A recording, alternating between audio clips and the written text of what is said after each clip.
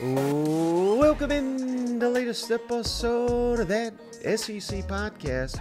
I'm your host, Michael Bratton. I go by SEC Mike on Twitter, and I'm joined as always by my cousin Shane, who goes by Big Orange Balls on Twitter.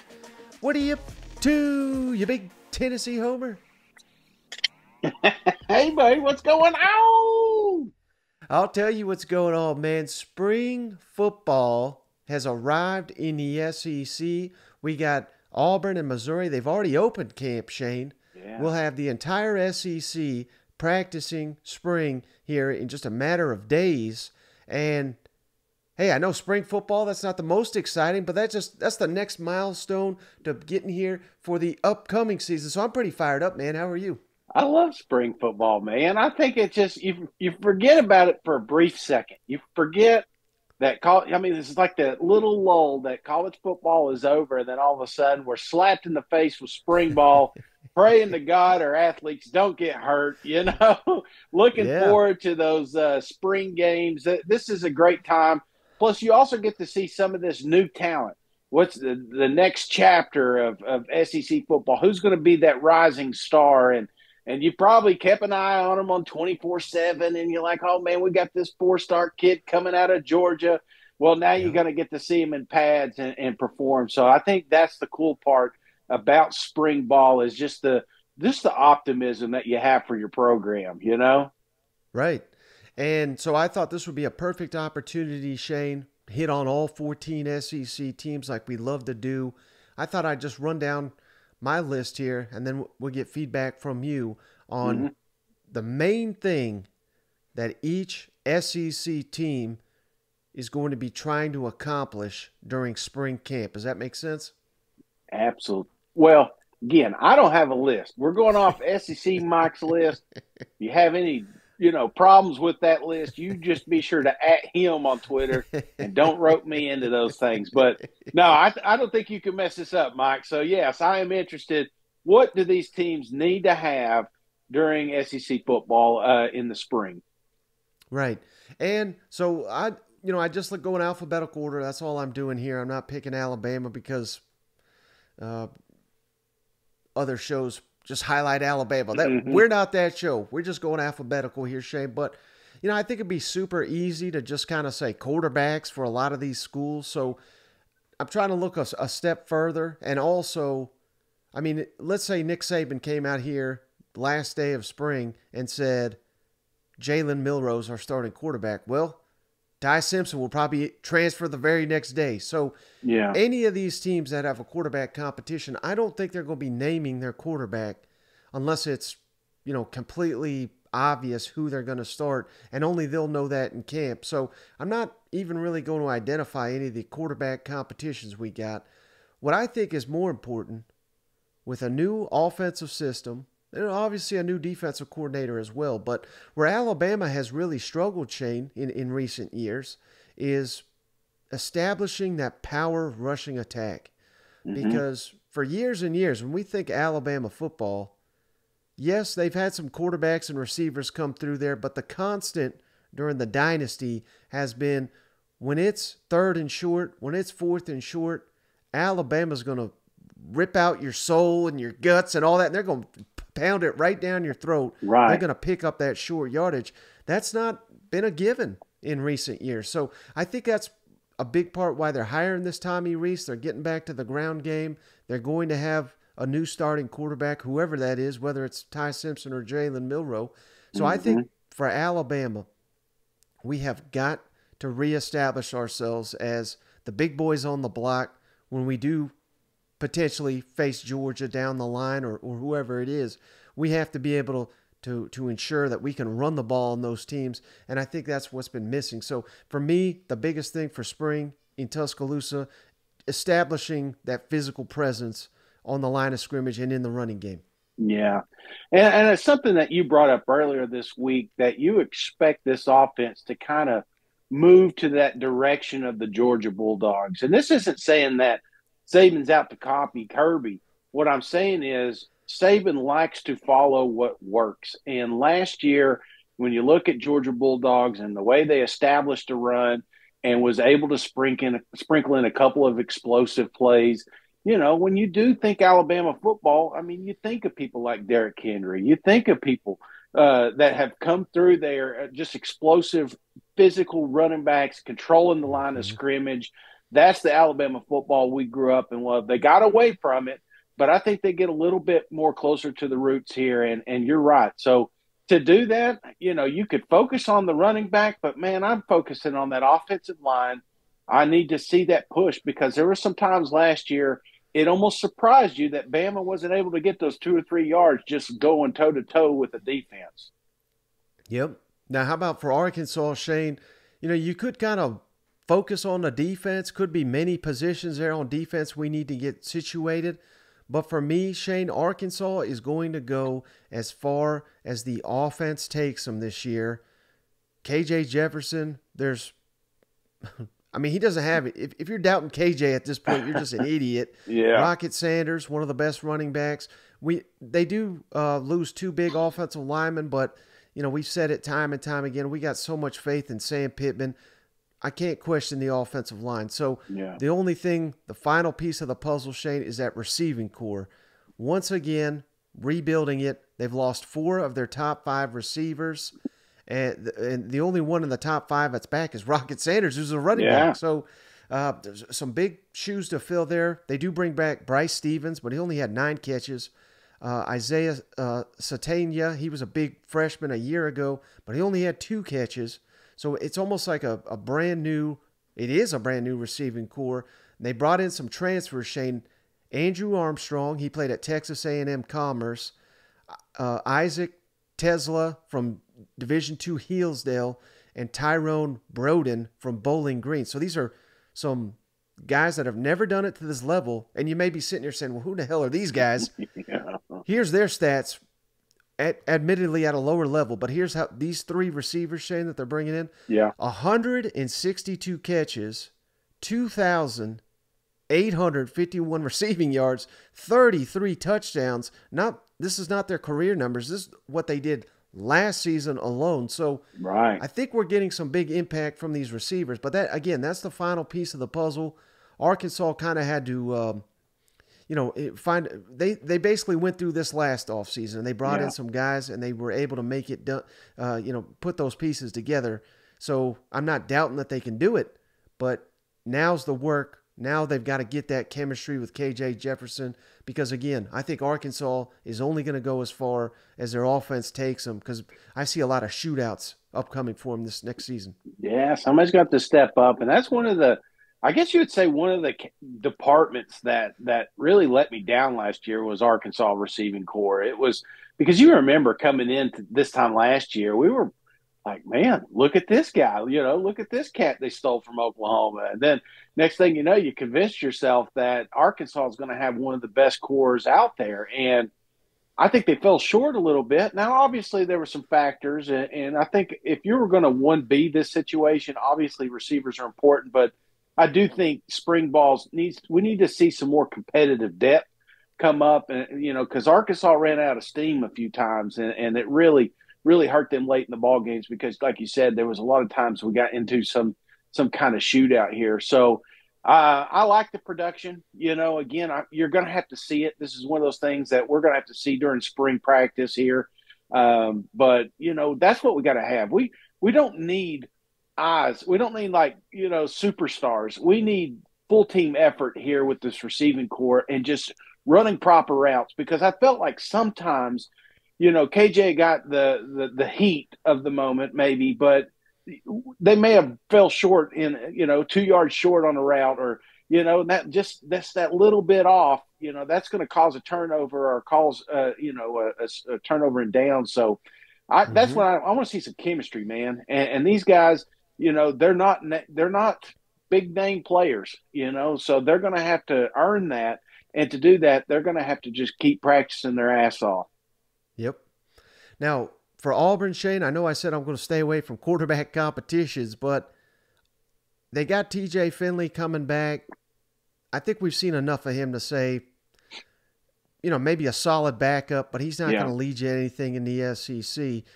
can Robbie Ashford be that guy? And the only reason I'm focusing on the quarterback here when I said I wouldn't, because Hugh Freeze has never worked with Robbie Ashford. Right. And Robbie Ashford was banged up last season. He showed some potential. He got better as the year went on. So this is not me doubting Robbie Ashford, but we got to see how he fits with Hugh Freeze, the new offensive coordinator, Philip Montgomery, how he fits into their system. And they have to figure out, Shane, I think they're going to add someone via the transfer portal anyway by the end of spring.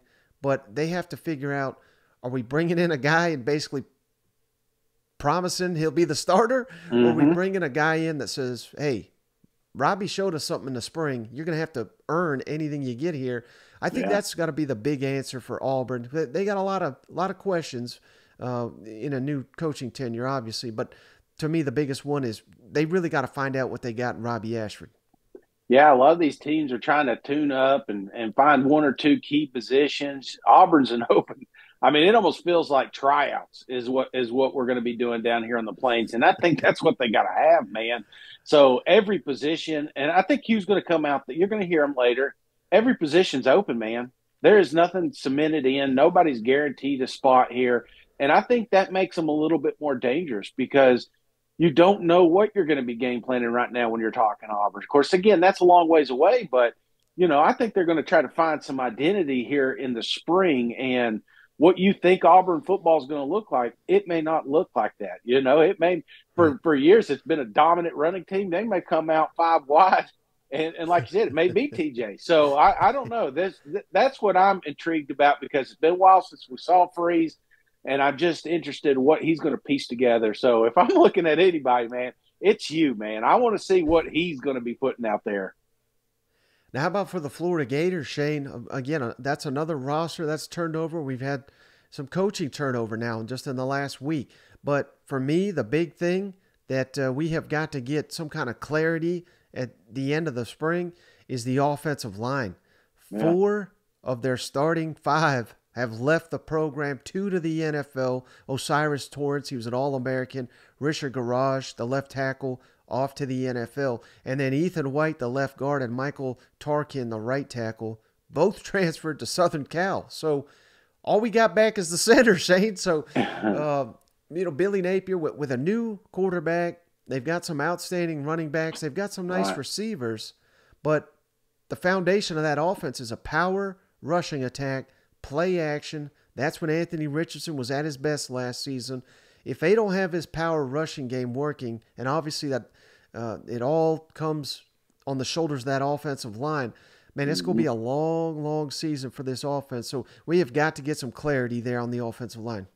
Yeah, there's no doubt in my mind who the 2 best athletes. Well, I don't want to say the whole team, but when I think the Florida Gators, I'm thinking running the damn ball. I mean, that's what they're going to do.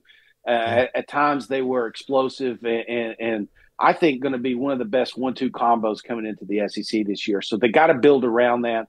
Like you said, that's the trenches, man. Center can't do it all. You know what I'm saying? They're gonna need some help, but they're also gonna need 2 deep, 3 deep. They're gonna be rotating like crazy here, so we need some competitive depth as well. But Florida, they got a lot of question marks coming into the season. We got a lot of naysayers. I mean, you see it. You see the coaches leaving and people trying to throw them under the bus. You put all that to bed when you come out here and establish that running game and just punch them right in the mouth. So not used to seeing that with the Florida Gators, but that's going to be the next chapter here. And I think that's what we need to see in the spring. Yeah. Well, Shane, I kind of already broke the rule when I said I wasn't going to talk quarterbacks, but it's hard not to, right? Every one of these teams, that's the first thing I want to say. Well, I mean, they have a quarterback, Florida quarterback, The only one that I think we just kind of have to focus on, Shane, and that's the Georgia Bulldogs. Because you lose to Stetson, Heisman finalist, 2-time national champion. He was always doubted. He always had that chip on his shoulder. He was so paramount to Georgia's success. Now, again, I don't think Kirby by the end of spring is going to come out here and say, this guy, we've got Carson Beck, who everybody thinks may be the starter. Brock Vandegrift was a 5-star. He's not going away. And don't forget Gunnar Stockton, another 5-star, who Mike Bobo recruited to South Carolina. So, I mean, maybe Gunnar Stockton is the best fit for what Mike Bobo wants to see here. So we have just got to get some kind of clarity a little bit. Again, I don't anticipate they're going to name a starter after spring because that's going to lead to 1 or 2 transfers. But I'm just very, very curious to see how this shapes up, who steps up, and who really kind of leads the charge heading into the summer, heading into training camp, because I think this may be a decision that defines whether the Georgia Bulldogs win 3 national championships in a row. No, you're not wrong there, Mike. And that's the thing with Georgia. They're at that point where they're losing a ton of talent every single year to the NFL draft. That's going to be the theme down there. And you keep waiting for a drop-off on offense or defense, especially. I remember we kept saying 2 years ago, it's the best defense we have ever seen. They'll never repeat it, And then these boys come out and they make their own identity. So bad class, though. One bad class in your Alabama answering questions on why you lost 2 games during the season. So I think that's the key with Georgia, too. Maybe not just the quarterback play, but just the transition into a new identity. The toughest thing, you thought them boys – we're living in a shadow after, a national championship. They go back, they win it too. Try these kids. Back-to-back winning national championships. You know what I'm saying? The third year, you better do it. There's a lot of pressure down there in Athens to not take their foot off the gas. So quarterback definitely going to be crucial here. And there is a lot of names. And you're curious how that's going to play out. If they do decide one during the spring, do we see them pack their bags and go somewhere else? There for a minute, I thought Gunner may be coming back to Knoxville, but, I don't know. So I'm very interested to see how that plays out because I think it could affect other teams because these kids aren't going to just stick around and be the backup. Yeah.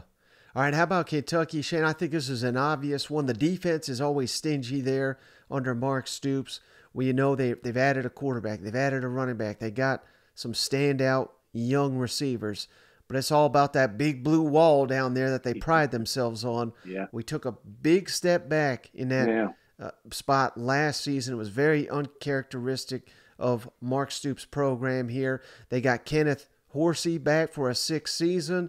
They lost Kenyatta Goodwin, the former 5-star, one of the highest prospects they ever signed, transferred to Florida, so that was a big loss. But they've added Tanner Bowles from Alabama and Marquise Cox from Northern Illinois, one of the standouts at the G5 level. So those transfers should help.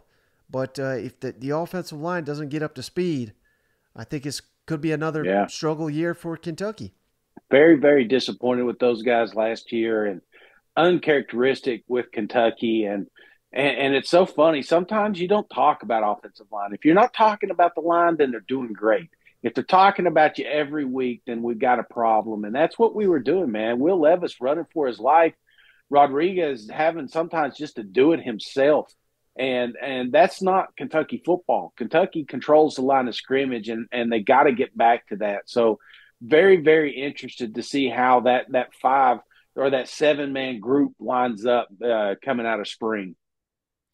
Now, LSU, Shane, this is a team that, just like last offseason, adding a lot of transfers, and they had to basically totally rework the defensive backfield last offseason. They're having to do it again. So that's kind of where my focus is, the defensive backfield. They lost Gerard Bernard Converse to the NFL, Jay Ward, Seven Banks just recently announced he's jumping to the NFL. But they've added Denver Harris, former 5-star from A&M. They added a corner from Ohio State, J.K. Johnson. How about this name? This is the best name maybe in the SEC now, Shane. Deuce Chestnut from Syracuse. Now he's down at LSU. And Zy Alexander from Southeast Louisiana. So you don't bring in 4 corners if you're happy with where your corners are at. I think this is the biggest question mark for LSU, which is just loaded. But, again, in the way football's played now, you got to have these cover corners. Otherwise, you got no chance against elite offenses. Deuce Chestnut. That's my stage name, Mike. How'd that get out there, I'll say this, Mike. There's a lot of things I'm looking forward to seeing with LSU. It's just that next, that soft – usually you don't see teams just compete out of the gate and win the West championship, I want Right. to see what does this team look like year two with the full off season of this is our guy, this is our chemistry, working on that offense, work on the timing, work on special teams, Mike. You know what I'm saying? There may be several practices that just focus on that. So they get that down put. I mean, that's another at least one or two victories. So yeah, I like this LSU thing, and this is we've already ramped up, man. This is a blue chip program, and just what does that chemistry look like? How does this offense? Because LSU was slow out of the gate. I don't think we see that this year. I think we see an explosive team right out of the gate. So I'm excited on all aspects of LSU. Just again, some of that depth, but more of the chemistry between Daniels and company. Yeah. How about Ole Miss, Shane? You know, Lane Kiffin, he runs it almost like an NFL franchise where he brings in all these transfers. They're bringing in another 13 transfers, including, of course, 2 quarterbacks. So for me, Shane, it's about chemistry and just kind of building a roster. I mean, there's no one that does it quite like Lane Kiffin.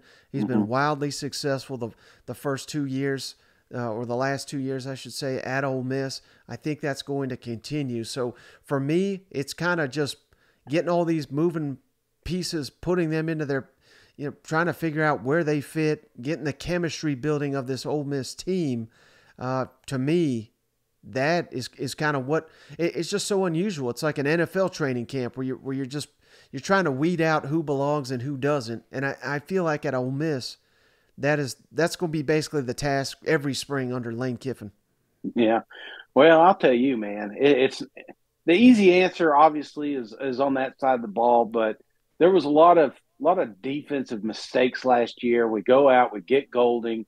I think that's going to be where I'm looking. The trenches on that side of the ball, just forcing some of these 3 and outs, something that, it felt like they were on the field too much last year. So I'm looking at the big uglies on the defensive front, and I want to see, are we going to have a crew that can get after a quarterback, create some chaos in the backfield. So I'm going to be watching those guys. Now, for Mississippi State, Shane, we obviously got a new coaching staff and a new scheme on offense. They're not blowing up the pass happy attack necessarily, but they are trying to be a little bit more balanced. Yeah. So for me, it's all about Kevin Barbay and the installation of that offense. Where, hey, it was fun watching Mississippi State throw it 50, 60 times a game, but under Zach Arnett, we're going to be running it a lot more. How smooth is that transition? How well does Will Rogers fit into what Kevin Barbay, the new offensive coordinator, wants to do? I think that's the story of spring at Mississippi State because, again, if they just tweak it, they don't have to blow it up. They just tweak it to go with that defense. I think Mississippi State's one of the most underrated teams in the SEC. Yeah, and just you don't want to see a step back either, So I guess I'm also looking to see who steps up for leadership on this team. Yeah, we're gonna have to have that. It can't just be all from the coaching staff here. Obviously, it's going to be an emotional year with all the Mike Leach talk coming into the season, and rightfully so. But to win a locker room over, because you got to remember, this is, even though he's been on staff, this is his first year down there in Mississippi State. And sometimes we lose that locker room. So I just really, man, that's kind of what I'm looking for, is just on the field leadership, who steps up for, and you usually see that, spot it pretty early in spring, Right. And they when I knew, Shane, when they added a tight end from Georgia transfer. Yeah. First time they've had a tight end in 6 seasons. I was like, my God, things are changing at Mississippi State. You know what? And it's gonna be fun, man. I mean, don't get me wrong. I loved what the Pirate did last year, but we're gonna have a difference. This is not gonna be the same Mississippi State. They're going to be different. I want to see what's the new direction. What is this program gonna look like? So I'm pumped up just to see them on the field, man.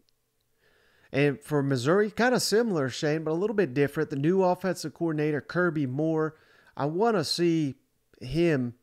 I think the goal is going to be him getting to know the personnel, what he has to work with, what are the strengths of these players so that he can mold to what they can do best. I think that is the biggest key for Missouri because the defense was outstanding considering their talent last season. They were Mm-hmm. literally just a quarterback and a couple points away from having an 8, 9, 10 win season, perhaps. Yeah. Again, they pushed Georgia unlike anybody last season, short of Ohio State in that playoff game. So for me, it's all about Kirby Moore and learning the personnel, learning their strengths, giving him an idea of what to run in the fall. I think that's going to be the biggest goal of the spring. Yeah, biggest goal. I think you're right. And if Cook's going to be our guy too, you're talking about a chemistry with the wide receivers, which is I think going to be the strongest part of this team on that offensive side of the ball, and at times felt like they were just off sync, out of sync, and obviously Horn's not going to. He's going to focus on baseball and his ailments right now. So I don't know if he's going to be a factor, but this is a time for him to win that job. And I know we don't want to talk about quarterbacks. We're trying to be, but this is a real opportunity here for him to just grab hold of those reins and then put all those naysayers away. Because if you could come out, put some good practice, put some good film out there, end with a great spring game, then there's no question who your quarterback is coming into the fall. Mm-hmm. Now for South Carolina, Shane, I think it's all about, again, a similar theme here, new offensive coordinator, Dow Loggins down there in Columbia, but it's a little less about him getting his new system, learning the players. For me, it's Dow Loggins and Spencer Rattler getting on the same page. Yeah. We've already talked about how difficult the schedule is right out the gate, so they need to be up to speed quickly. But people like to mock Spencer Rattler and they make the jokes, Heisman preseason favorite. He has shown now at 2 schools, Oklahoma and South Carolina, that he has got more talent than anybody at times. And hell, we saw it firsthand, Tennessee and Clemson. Mm-hmm. I mean, he plays like that for 12 games. He is going to win a Heisman. I'm not saying that's going to happen, certainly, because that's a lot difficult to do. It's a lot easier to say than actually do it. But hell, he did it in the 2 toughest games of the year last year. So there's no reason that he can't be more consistent. And so for me, it's all about Dow Loggins, Spencer Rattler, getting on the same page.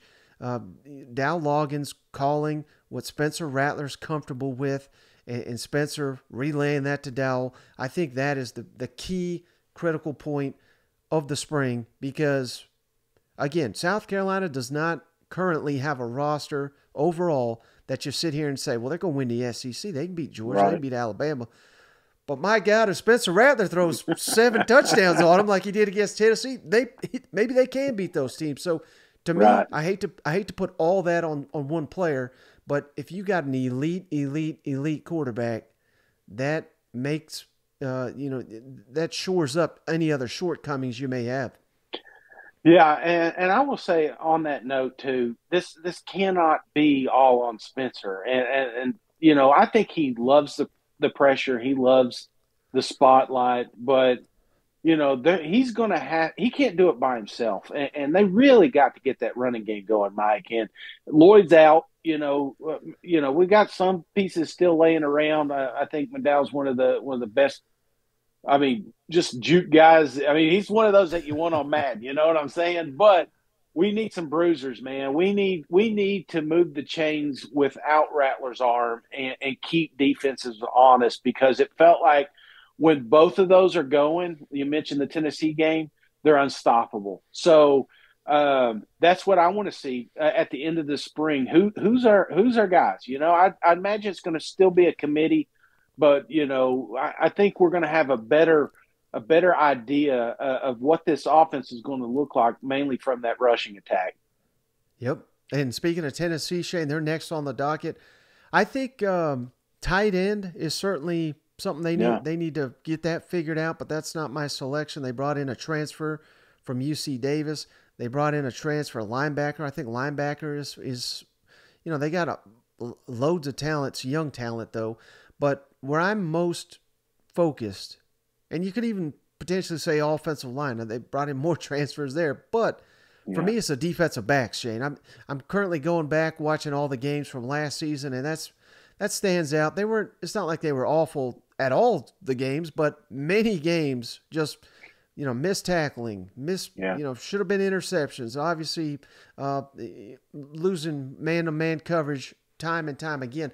I think the corners especially, and the safeties, we need to get up to speed if Tennessee is going to make that next step and possibly once again contend for an SEC and national title. And they brought in some freshmen they love, Christian Conyers, Ricky Gibson. They beat out Georgia for Ricky Gibson. Yeah. Jordan Matthews, the number one corner from Louisiana. They beat Texas, and LSU couldn't even get him. You know what I mean? So these are some elite potential players. Can they come in day one and be corners? That's difficult, but they're very, very talented players, and they're all on campus for spring. We got to get these guys up to speed. Like I read your notes, Mike, because I'm the same thing.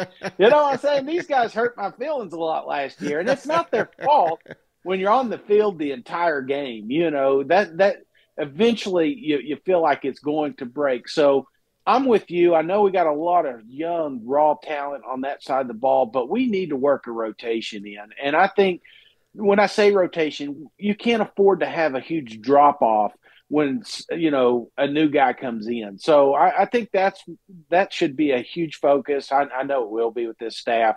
And because if we could get that going, that would mean a world of difference on that side of the ball. So I'm with you. Give me the secondary here. I want to see all these guys out there, and I want to see who's the best, but I want to see who's close second so that we can see, because some of these younger guys are going to work their way into that rotation later in the season. Yeah, no doubt. All right, how about A&M, Shane? I mean, Devon Achane off to the NFL. What an incredible, incredible player he was. But we did just sign five-star running back Reuben Owens. So I'm not too concerned. Maybe it'd be unfair to ask Owens to day one be Devon Achane. But I think more important to A&M, because they got their quarterback. They've got some nice receivers and a tight end, similar to Kentucky. It's all about that offensive line. Absolutely. That's what really stood out to me last season. I was so disappointed with, Shane, was just the offensive line was not getting a push. They were not protecting the quarterback. We've got back 4 guys with starting experience, and we signed loads of talent on that offensive line. Let's get these guys up to speed, get them gelled in here, and if they reach their potential, I'm thinking back to the great year they had in 2020. It was what they call them, the Mean Green or something like that. I mean, the Maroon Goons is what they call them. Maroon Goons, yeah. They were just killing people on that offensive line. If they can get back to that, Shane, Texas A&M is going to be one of the biggest surprises in the SEC. I'm with you, Mike. Big disappointment last year. Everybody kept telling us how good they were supposed to be, but they just never showed up. And that may be some play calling there. I don't want to put it on Jimbo, but sometimes, you got to make sure these guys are in the right spot. So I think they take a huge step forward this season, and I'm sure they've been ran hard all off season. So these boys are going to come in bigger, stronger, faster, and I think we may not get the Maroon Goons back, but then we may, if we could get somewhat of a version of that. I think Texas A&M is going to be in good shape here. Because they do got the talent, Mike. They do got the talent. You picking them to win again at SEC? Hey, that's a little tease. You'll have to jump on later. All right, last but not least, Vanderbilt, Shane. I think they really need to find some defensive playmakers. That was missing last season. The offense, finally kind of got up to speed. We've got some playmakers on that side of the ball, but we were at many times lacking defense, and for good reason. I mean, it was a total rebuild there, but Clark Lee, outstanding defensive coordinator, year 3. This is when that's got to start showing on the field. Yeah. And, maybe just to piggyback that a little different, but, they built a lot of momentum at the tail end of last season, nearly knocked off Missouri, then they turn around and beat Kentucky and Florida before a terrible finish against Tennessee.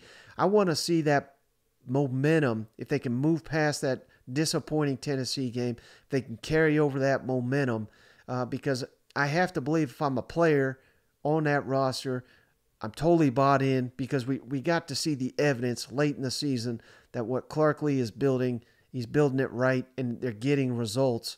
If they can carry that over to the offseason, who knows? Vanderbilt could be the biggest surprise in the SEC. Well, I thought they were surprised last year, Mike, and I don't expect anything different from Coach Lee and company, but I want to see a couple of X factors rise up. You know, Mike's no longer there. He was that X factor last year. Can do things with his legs, can stretch the chains when you weren't expecting it. So, who's the guy or a couple of guys that step up? It may be receiver, it may be running back, but we need somebody shifty to get creative out there on the field. And I'd like to see some more explosive plays on that side. And they got it. I think our quarterback's back. I hope he's 100%. But I think that's a position that really takes off. You think about some of those sneaky Vanderbilt good teams, and like Cutler. I go back to him. There's always a good quarterback that comes through every so often, and I think Vandy's got a hold of one down there. So keep him healthy, keep him straight. I think we'll be in good shape with Vandy football. Well, brother, hey, that's all I got on this episode of the show. I know you're about to take off for a little vacation. Yeah, going down to see the mouse, man. Going to Orlando, where dreams are made. I'm just going to go see how this ESPN deal's coming along. I'm just going to help them out there. So, no, we're going down there, celebrate a little bit. I will be back next week, but yeah, just join it in spring. I'll be back on after that. I've got no more breaks until the next month. So nobody vacations like Cousin Shay does. Well, buddy, just wanted to wish you safe travels. I hope you have a great time. We'll hold down the fort here while you're away. But I just always like to let the audience know Shane's taking off so they don't get mad at me when you don't show up on the show. Yeah, I'll be like, Mike, am I coming on? I'll be like, no, I got an interview. I don't need you anymore. And I'm like, what? No, I'm just kidding. No, this is awesome, man. Like I said, it's just unreal that spring football's already here. Looking forward to that, So, go to these spring games. They're coming up. I do this every year. It's my public service announcement. It means a lot. It means a lot to the kids. It's a great opportunity to take somebody that may not get to go watch some of those pivotal games that we get to enjoy on Saturdays. And I tell you, it drove me. It made me want to see more football when I got older, coming to these spring games and getting some autographs from players I didn't even know. So it means a lot. It's a great time. And so if you get a shot, go check these spring games out. And if you could sneak in a beer and a koozie, be sure to take a picture of that and send it to us so we can put it on the Twitters. Absolutely, brother. Well, hey, I think that's a perfect place to end this one. I appreciate you as always. Appreciate each and every one of you for hanging out. We'll catch you on the next one. All right. See you guys. Go Vols.